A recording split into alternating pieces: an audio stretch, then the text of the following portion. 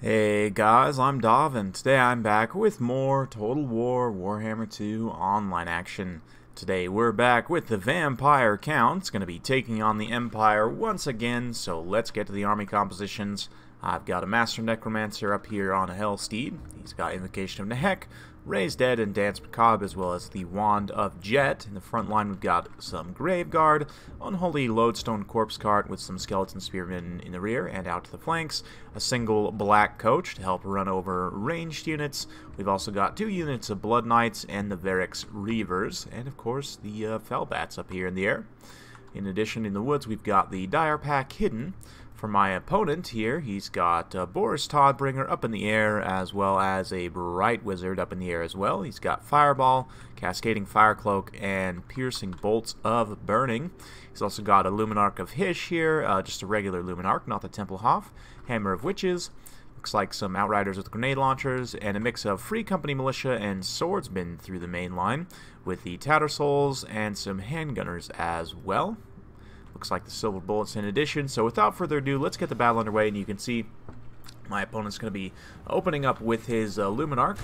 Oop, just missed it there, and connecting very nicely with the this Corpse Cart here. Looks like the Hammer of Witches and a Fireball also going after the Corpse Cart here. So my opponent going all in. Looks like, unfortunately, that Fireball narrowly missed there. It might have actually passed through the model. I'm not 100% sure, but you can see the Corpse Cart's taking some severe damage, and this is the main reason, you know, I was thinking about bringing Helm Gorst just to have some fun. And this is why you don't bring Helm Gorst, especially on the Corpse Cart against the Empire, because he'll get pretty much one-shotted by a Luminarch. So yeah, this Corpse Cart not going to be around for too much longer. And there it goes.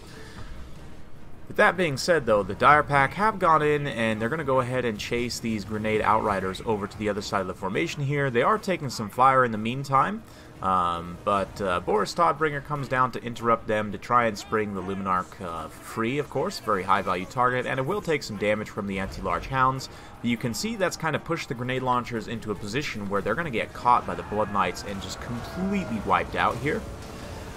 Meanwhile, the bats soaking some fire, misplayed them a little bit, kind of got them stuck between all these different gun units, but you can see in the front line, just kind of running around the flagellants, trying to compromise the handgunners, or sorry, the Free Company Militia, and the swordsmen here. Varix Reavers doing a good job coming in here. You can see the flagellants are chasing the Blood Knights here. Unfortunately, the Blood Knights just bypass them and go ahead and plow through these handgunners in the back, and also get on some of these Free Company as well. I'm going to try and take down, especially the Silver Bullets and the handgunners are a pretty big risk here, but you can see these Blood Knights are pretty out of position. Going to start taking some pretty extreme damage, so we'll hit them with an Invocation of Nehek. In the front line, though, we've been able to get a Zombie Summon on the Hammer of Witches, shut that down nicely, and then these Blood Knights are in the vicinity to start dealing with Boris here. And Boris definitely needs to try and get up in the air as quickly as possible, especially once these Dire Pack are gone. Nothing will be quite fast enough to keep him on the ground there. But it looks like Piercing Bolts of Burning going down, unfortunately, just going to miss. It did make a little bit of contact there, but thankfully for me, that swordsman that had been holding them in place had just routed. You can see, I'm not sure what that Luminarch was shooting at. I guess it was probably shooting at the Master Necromancer there, but thankfully he's got enough speed up in the air. He's going to self-buff with the Dance Macabre and go ahead and go after the Bright Wizard here. Bright Wizard very wisely going to dive down to the ground right where Boris is at. So I'm going to go ahead and cancel that retreat. I say very wisely. Unfortunately, Boris is surrounded by Blood Knights and Skeleton Spears still, and he does have some swordsmen here supporting, but Varix Reaver is going to come silence them real quick. Luminarch still popping off errant shots, trying to connect with the Master Necromancer, but being very quick and up in the air.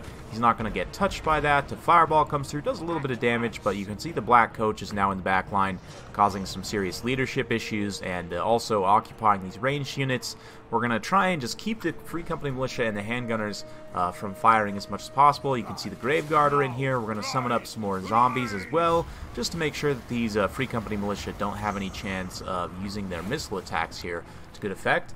You can see the Black Coach in the distance chasing off some handgunners here. And yeah, at this point the Empire is pretty behind the 8 ball. You can see getting close to critical army losses, and pretty much everything shatters except these Tattersouls here. So yeah, fun battle. Hope you guys enjoyed watching that one. Not necessarily the most competitive battle, but still, definitely a lot of fun. My opponent's build, I think, was pretty solid. There are a few things that I would change, but we'll go over that in just a minute here.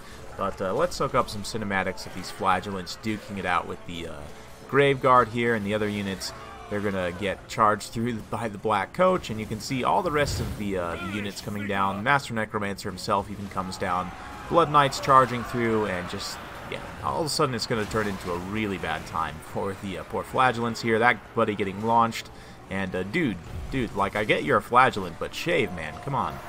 Yeah, got his arm cut off anyway, but yeah, with the last of the flagellants going down, it's going to be victory for the vampire counts. So for my opponent's build, I definitely like the pick of the Free Company Militia. Luminarchs can be really good here. Personally, I prefer to have the Templehof Luminarch, so you have that net of Ammontok. Gives you a bit of extra escapability. But beyond that, I think he invested way too heavily in ranged units. You can see he had, what, 4 melee infantry and not even any melee cavalry to protect like 10 ranged units. Now granted, the Luminarch and theoretically the Outriders can just run away and stay out in front, but sometimes easier said than done. You saw in that battle I was able to kind of catch the Outriders in a little bit of encirclement there, in a little bit of a trap, and take them out. So yeah, the grenade launchers are a nice thought here, but Pistoliers I think would fill the same role just as well, and they're much cheaper. Yeah, the Hammer of the Witch is also not a terrible pick here, but all of this is way over investing in ranged units versus the Vampires, who are probably one of the strongest factions at shutting down ranged units. I mean, you've got zombie summons, you've got strong heavy cavalry, you've got a great chariot in the Black Coach, lots of mobile units with bats and wolves and so on. And yeah, it's really tough to protect ranged units against the vampire counts. They have a lot of ways of shutting you down, and so to invest this heavily in ranged units against the vampires is very, very risky. So in terms of my opponent's build here, if we were to go ahead and fine-tune that, I definitely don't disagree with some of his picks there. Certainly, Boris is pretty competitive up in the air, although a little bit of a risk of being gooned by Terrorgeist against the vampire counts. But let's go ahead and say, for the sake of the argument, we're going to keep him up in the air. Personally, this is the loadout I like to take, just to make him as cheap as possible, while still maintaining some good debuffs, and of course the Midland Runefang for healing. Bright Wizard up in the air, not a bad idea. He's got the Fireball, Cascading Fire Cloak, and the Piercing Bolts of Burning. Also can be pretty decent. Burning Head can be pretty decent as well, and it's a bit cheaper, so I'm going to go for that instead. And then, yeah, through the main line, Flagellants are probably a pretty good idea. Free Company Militia, not terrible here. They can stand up okay against zombie summons. We're also going to grab some Pistoliers and the Templehof Luminarch. Now we're a little bit light on melee once again, so some Spearmen at Arms with shields, and you may wonder why I get the shields. It's mostly just for the extra melee defense. The +8 melee defense is actually pretty substantial when you're wanting your unit to be a good anvil. I mean, you could always cut down to the regular Spearmen, but another thing to note about Spearmen with shields is they actually have faster attack animations, so it is something to note there. They don't have much higher DPS, but it is slightly higher, although it's not reflected in the stats due to their faster attack animations. But anyway, still got about 2,000 points. Don't quite have enough, unfortunately, to get a group of Faith Demis together, which would really be a really nice touch to this army.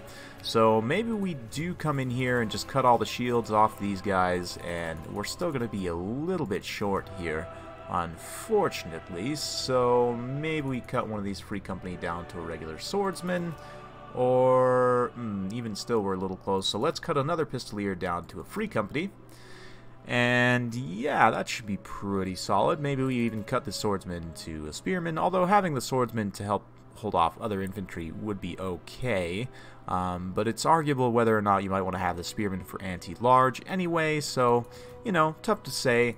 But something like this I think would be pretty solid. Again, you're going less of a range focus, or rather shifting your range focus to be more mobile. Of course, you don't have the armor piercing of the handgunners, but in general, the vampires, a lot of their higher value units like Mortis Engines, you know, Cryptors, Terrorgeist have the rest have low armor. Terrorgeist do have 80 armor, which is something, but it's not amazing.